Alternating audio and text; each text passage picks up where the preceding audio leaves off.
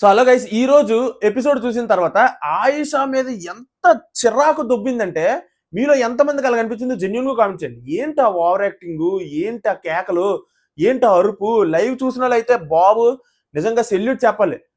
Live చూస్తున్న వాళ్ళందరికీ నాతో కలిపి పిచ్చిలేస్తుంది. అసలు ఆవిడ గొంతేటి, ఆవిడ నోరేంటి, ఎందుకు అలా ప్రతిసారి ఓవర్ యాక్షన్ ఎక్కువైపోతుంది. ఏం చూసుకోండిరా బాబు ఈ పిల్ల ఎంత ఓవర్ చేస్తుంది అని అన్న ఫీలింగ్ కూడా వస్తుంది. మీలో ఎంతమందికి అలా కనిపించిందో జెన్యున్ కామెంట్ చేయండి. కళ్యాణ్ని విన్నర్ చేసేలా ఉన్నారు భయ్య. ఎవర్రా అనేసి మీరు అడగండి.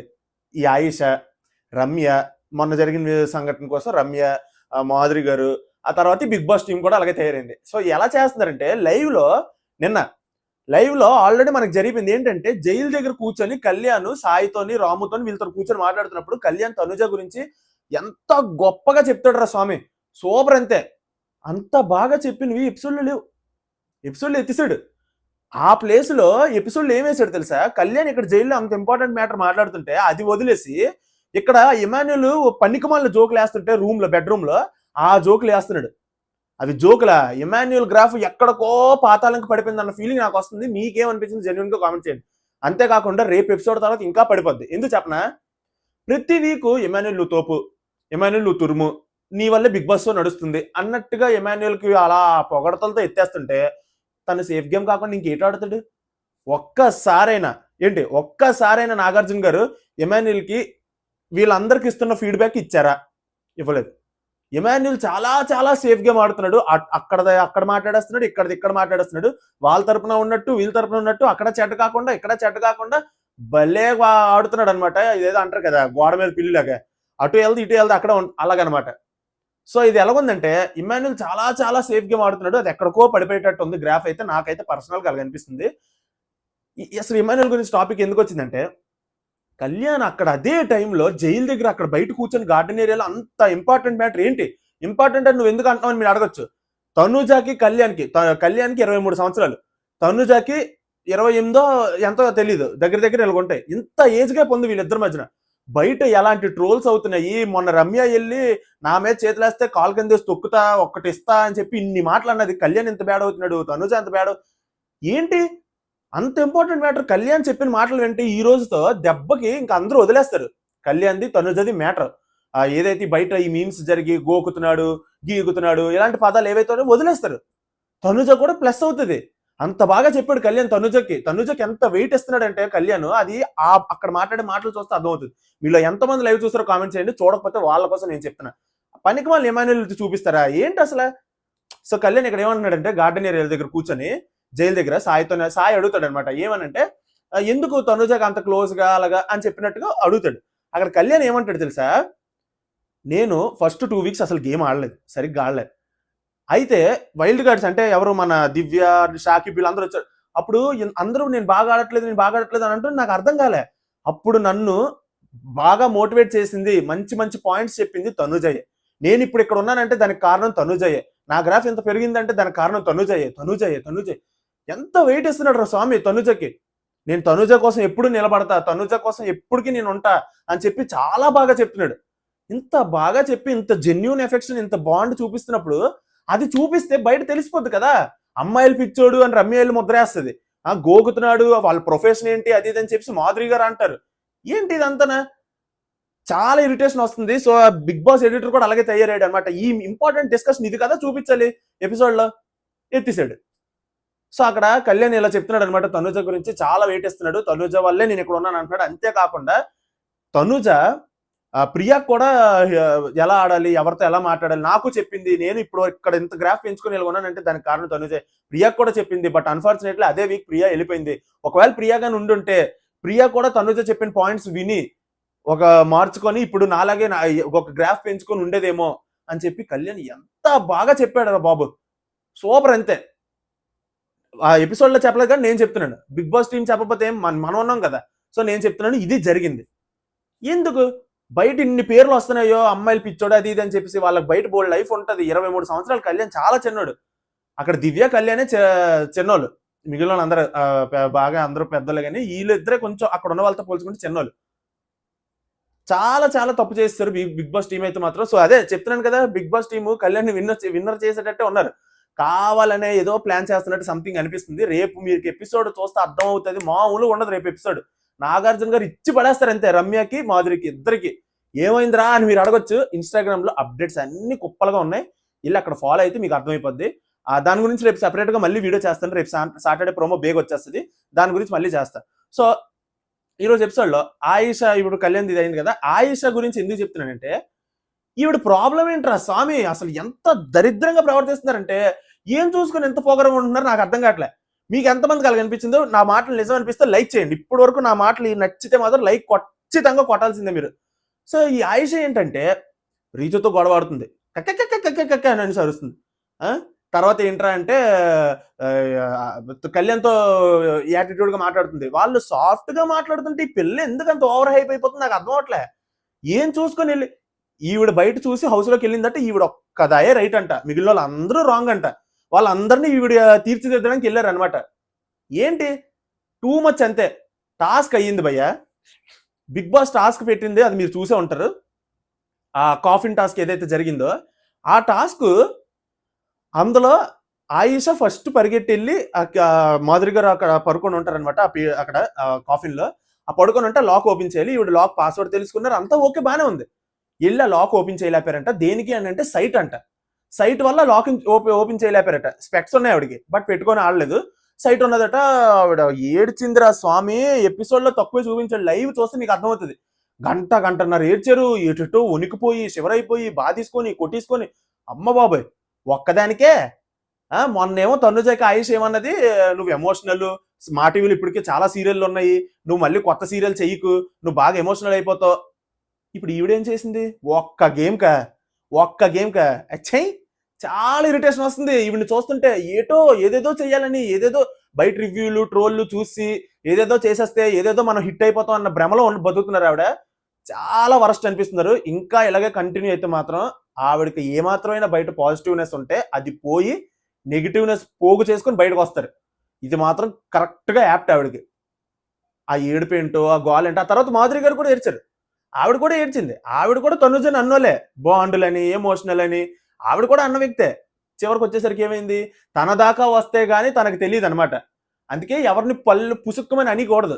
పల్లెత్తని అన్నావు అనుకో, దానికి నిలబడేటట్టు ఉండాలి. నిలబడేటట్టు నువ్వు లేకపోతే నువ్వు ఫేక్ అని అర్థం. అక్కడ అదే కరెక్ట్ అయింది అక్కడ. ఎవరికి, మాధురికిని ఆయిషకి. ఇప్పుడు తనుజ ఏడుస్తుంది, ఇప్పుడు ఏడుస్తుంది, అది మనం చెప్పుకున్నాం. బట్ మనం ఎవరిని బయట ఉంటాం. బట్ వాళ్ళేంటి గేమ్ ఆడడానికి వెళ్ళారు. నువ్వు ఏడుస్తావు, నువ్వు సీరియల్ చేస్తావు అని ఆవిడ చెప్పినప్పుడు చెప్పడం తప్పులేదు. చెప్పినప్పుడు నువ్వు అవి చేయకుండా నిలబడి ఉండాలి. నువ్వు కూడా అవే చేస్తే ఇంక నీకు డైలాగులు, పనికిమాల డైలాగులు వేస్ట్, ఫేక్ అని అర్థం ఇంకా అక్కడ పర్సన్. సో నాకైతే అలా అనిపించింది. కరెక్టా కాదా మీరు కామెంట్ చేసి చెప్పండి. సో ఇది ఆయిషా అయితే మాత్రం టూ మచ్ అంతే. సో మళ్ళీ రీతుతో కూడా అదే గొడవ అనమాట. సింక్ దగ్గర సబ్బు అంచులకి ఎలా సబ్బు ఏదో చిన్నది ఉండిపోయిందట. ఆ సబ్బు తోడలేదు, ఆ సబ్బు క్లీన్ చేయలేదు, నీకు చెప్పాలా, మనం అందరూ ఆడపిల్లలమే కదా అని చెప్పి మళ్ళీ అరుస్తుంది రీతుతోని ఆయిషా. ఆ రీతు, నేను అరవక ఆయిషా, నువ్వు మామూలుగా మాట్లాడని చెప్తుంటే నేను మామూలుగానే మాట్లాడతాను, నువ్వు వినవు. అది ఏంటి అసలు